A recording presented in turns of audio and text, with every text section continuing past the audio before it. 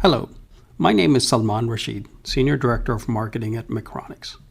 Today I will discuss trends in the SLC NAND market, especially the evolution of serial NAND. Macronix is a leader in the cold storage flash memory market, which includes NOR and NAND products.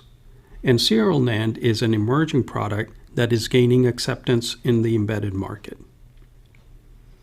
Today, I will discuss how the serial interface, also known as SPI interface, in NOR flash memory has been widely used for many years, and why it is getting popular in NAND products as well. With serial NAND, system designers can switch from NOR to NAND using the same hardware, rather than completely redesigning their system for parallel NAND. As indicated by this cover slide, Macronix feels the future direction of applications that use serial NAND will eventually require the host to manage the ECC, not the flash memory, and this will be the main focus of my presentation. Let's discuss what is driving this design from NOR to NAND and the emerging serial NAND trends. The three factors that are driving these trends are, number one, cost. Due primarily to the string architecture, the NAND array is almost 60% smaller than a NOR array at the same process node. NAND flash can also benefit from the ability to shrink to lower geometries compared to NOR. This means that the NAND can support higher densities at a lower cost. Number two, performance. In today's designs, non-volatile memories are typically used to store code, and during system boot up, the code is downloaded to a RAM for execution. This is known as store and down application. Although NAND read performance is slower than NOR, it is sufficient for these store and download applications. However, there will be a performance penalty when using a serial NAND with on-chip ECC versus a serial NAND using host-based ECC. Number three, ease of use. As discussed earlier, since serial NAND devices are available in the same footprint as serial NOR, there is no PCB layout needed. Later in this presentation, I will also discuss the challenges of using serial NAND with on-chip ECC versus the flexibility of having a serial NAND with host-based ECC. In the next few slides, I'll explain each of these factors in more detail. Now let's look at the serial NAND design and cost a bit closer. Serial NAND devices are based on a standard parallel NAND die with additional control logic to emulate the serial interface and handle ECC. This is typically achieved in one of two ways. Number one, by adding the control logic on the NAND device itself, that is, a monolithic die, which will increase the die size and the cost. Or number two, by stacking a controller chip on the NAND die, making it a multi-chip solution. Obviously, the multi-chip package has a cost adder, so it is generally more expensive than a monolithic solution. However, in order to get the most cost-effective serial NAND solution, there is a third option. We can offload the ECC function from the NAND, just like a parallel NAND, and shift it to the host IC. A typical 8-bit ECC engine can be implemented with roughly 50K additional gates, and for an entry-level host, example an MCU or SoC, this is a trivial amount of gates. By adding the ECC engine on the host cost may go up slightly, but it will be much lower than the die size impact to a NAND device with on-chip ECC. So far, I've focused your attention primarily on the cost benefits of serial NAND. Now let's consider the performance aspects. I already mentioned many designs are based on a store and download architecture. What this means is the system cannot execute code, also known as XIP, directly from the flash. So it reads the code from the NAND into a DRAM and executes from DRAM. The graph shown illustrates the read performance of different non-volatile memories. Assuming all the devices are running at a similar clock speed, NOR flash has the fastest read throughput of about 66 megabytes per second. The two bars on the right illustrate the read performance of NAND with on-chip ECC. That is, the NAND device calculates the ECC before reading the data. This NAND architecture is the slowest, achieving roughly 27 megabytes per second, or 60% lower than NOR. However, if the ECC calculation is performed by a host, the read speed can increase to 56 megabytes per second, which is very similar to the NOR flash read performance. Now, I'm sure you're asking yourself, well, what about the ECC calculation latency from the host side? In the next few slides, I will cover this and show the actual time it takes to read the data. As discussed in the previous slide, there is a performance difference depending on how the ECC is calculated. On this slide, I will show the NAND read latency when no error is detected and compare the performance of a NAND IC with on-chip ECC versus a NAND where the ECC function is handled by the host. The latency is calculated by adding the time to load the data into the buffer, perform the ECC, and read out the data. The diagram on the top represents the time to read data where the ECC is handled by the host. In this case, it takes 25 microseconds to load 2K byte data into the NAND cache from the NAND array, and roughly 10 microseconds to read the first 512 bytes from NAND cache to the host and have the host check ECC.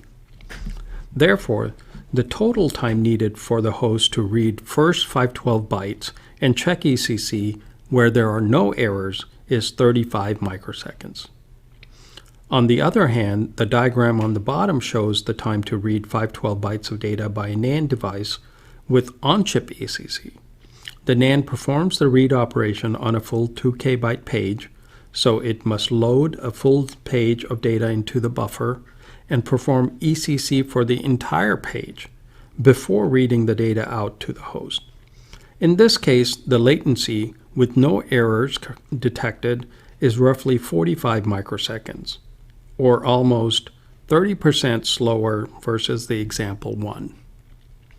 Please note that in these examples, we're comparing NAND device with 2K byte page size.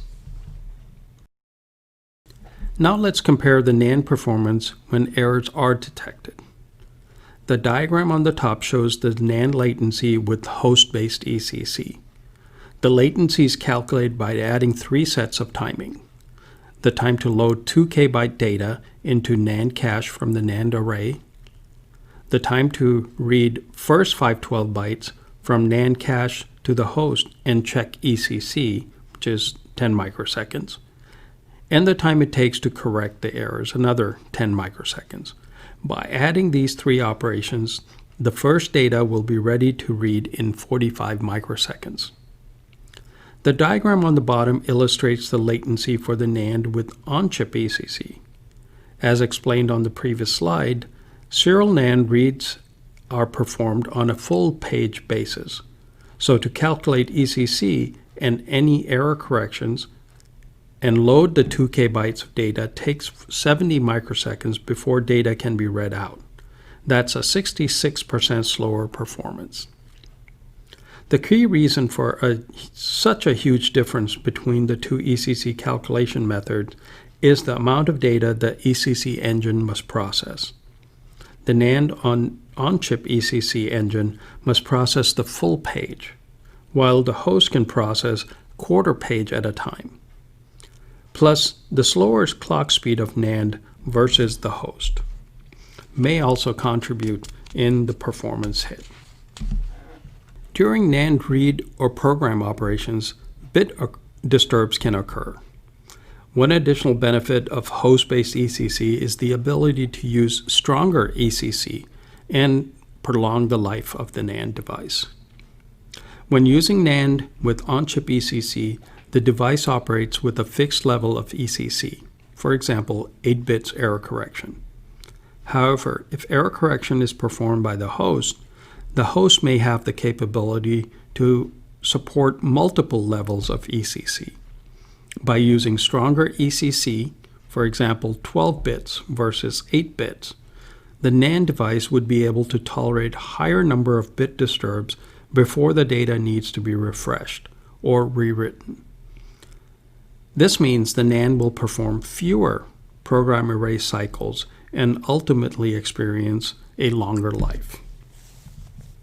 The two graphs on this slide demonstrate the improvements in read and program and erase cycles for a NAND device using 12-bit ECC versus the required 8-bit. The NAND device will see equal to or greater than 1.4 times the life expectancy if the ECC was increased to 12 bits. In order to offload the ECC from the NAND, the host will have to implement the ECC engine. By doing this, the MCU will absorb some additional cost. A typical MCU may have approximately 3 million gates. A BCH 8-bit ECC engine requires approximately 50,000 gates to implement, which is an increase of roughly 1.7% in gate count. This die size impact on the MCU would be much smaller than the impact to the NAND IC if we were to add the ECC engine on the NAND. Also, historically, NOR flash did not require error correction, so the host, for example an MCU, did not need an ECC engine.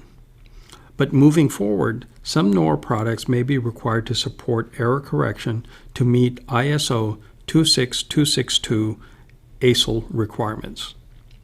This means in the future we could see more hosts offering the ability to handle the ECC. As mentioned earlier, parallel NAND also comes in two flavors, with on-chip ECC and without. However, the host-based ECC is the dominant methodology to handle error corrections for a parallel NAND. So short term, we see a need for NAND with on-chip ECC to support the migration from serial NOR to serial NAND. But as the applications evolve and the market for serial NAND matures, we see more and more demand for solutions with lower cost, better performance, and longer life expectancy. The best way to support these requirements will be through a host with an ECC engine built in. One topic I have not touched so far is standards. In the parallel NAND market, most vendors support the ONFI standard. There is no such standard for serial NAND, which can lead to spec differences between different vendors. For example, each vendor may require 8-bit ECC error correction, but the spare area may have different portions or regions which are protected by the ECC. So it's up to the customer to design their firmware to accommodate these differences between multiple vendors. This is an unnecessary overhead and limits the flexibility to select different NAND vendors. However, if the ECC function is performed by the host, the application firmware does not have to consider these variations from each vendor. As long as the host provides the minimum error correction needed, it can support any vendor's serial NAND device. Another example of incompatibility between vendors is the ECC threshold status register bit definition. NAND vendors with on-chip ECC use these bits to determine when data needs to be refreshed and move to a new block. This can cause headaches too, since each vendor may assign different registers for this function. Having host-based ECC eliminates this issue. So in summary, as we have discussed during this presentation, there are two ways to implement ECC for serial NAND. Although on-chip ECC is an option, at Macronix we feel host-based ECC offers a greater flexibility and advantage to our customers. Some of these advantages are as follows. Number one, lower system cost. There's a huge cost savings moving from serial NOR to serial NAND. However, in this presentation, I discuss the added cost savings from removing the on-chip ECC from the NAND die. The cost savings will more than offset the minor cost increase in the host IC. Number 2, increased performance. The NAND flash read and ECC operations are based on full 2K byte or 4K byte, as in some cases, page size. Due to this, the read performance of a NAND device with on-chip ECC is significantly slower than NAND using host-based ECC, which requires a 512-byte trunk. On top of this, the host clock speed can be much faster, so the time to check and correct ECC will be much shorter. Number 3, improved compatibility. Each NAND vendor may have different ECC coverage specifications when using on-chip ECC. This can make the firmware more complex for applications that require multi-sourcing. Having the ECC engine on the host eliminates this issue. And lastly, extended life expectancy. If the host is capable of stronger ECC, for example 12 bits versus 8-bit, the NAND device will rewrite data less frequently. This decrease in program and erase cycles can help to extend the life of the NAND. This presentation outlines Macronix views on serial NAND and ECC implementation trends.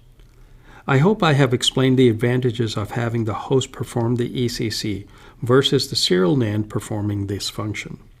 Obviously, the host support needs to be developed, and this will take some time before it becomes the norm.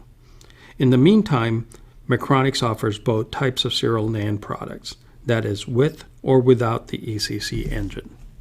Before I conclude this presentation, there is one suggestion I would like to make.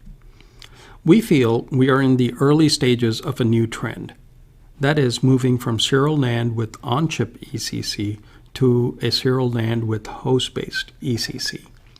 In order to support multiple serial NAND devices from different vendors, we recommend that the MCU or SoC disable serial NAND's internal ECC in the initial bootloader and directly process the error correction via the host ECC engine.